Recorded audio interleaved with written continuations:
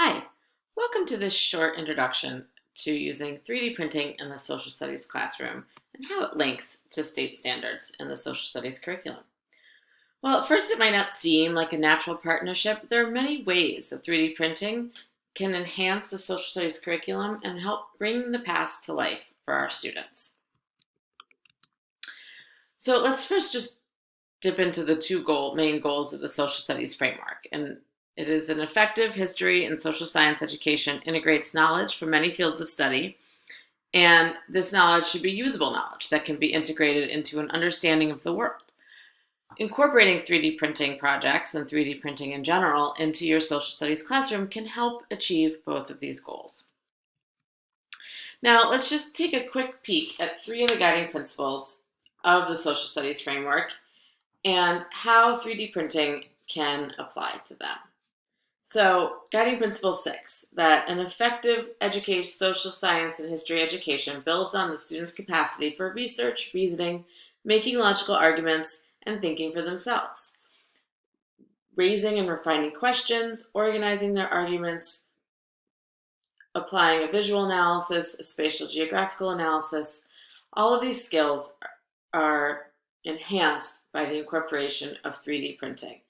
I mean, think of how a 3D printed map can help with their spatial and geographical skills. There's also guiding principle 9, which is that an effective history and social science education teaches students about using data analysis and digital tools as research and presentation techniques in social sciences. 3D printing makes the creation of graphs, charts, maps, timelines, all sorts of things like that, a hands-on activity, and can really spark a lot of student enthusiasm and interest into developing these skills. And then finally, just principle 10, that an effective history and social science education helps develop social and emotional skills. Project-based learning, design thinking, and 3D printing projects aid in the development of these skills. The collaboration and the problem solving that students are required to undertake when doing a 3D project really helps build the social and emotional skills that go with this last guiding principle. Now, what are some examples of using 3D printing in the curriculum? Well, students can make maps, like we said earlier, about how they can how making 3D maps can help them understand the geography of an ancient civilization and how it applies to the political and economic developments of that time period. They can make flags that can help them understand when they're learning about countries. They can create a 3D flag that helps incorporate the most important aspects of those countries.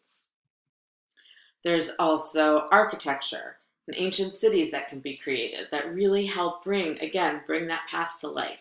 They can see how the baths of ancient Rome, how it affected the society, things like that. Students can also create their own artifacts. So instead of just going to a museum website or going to a museum and just being able to look at these ancient artifacts, students can create their own 3D models where they can touch it, they can see it, and they can get a deeper understanding of what these artifacts are and their importance of the civilization and society which they are studying. They can create their own monuments. They can build monuments for historical figures that don't have them that they think that they should. They can also do things like creating board games that showcase their knowledge of a time period or an historical concept that they have learned. So this is just a very high level, dip your toe in few ideas of how 3D printing can really help, again, bring the past to life in the social studies classroom. Thank you for listening, and explore the rest of this professional development website. There are some great videos and tips. Thanks so much.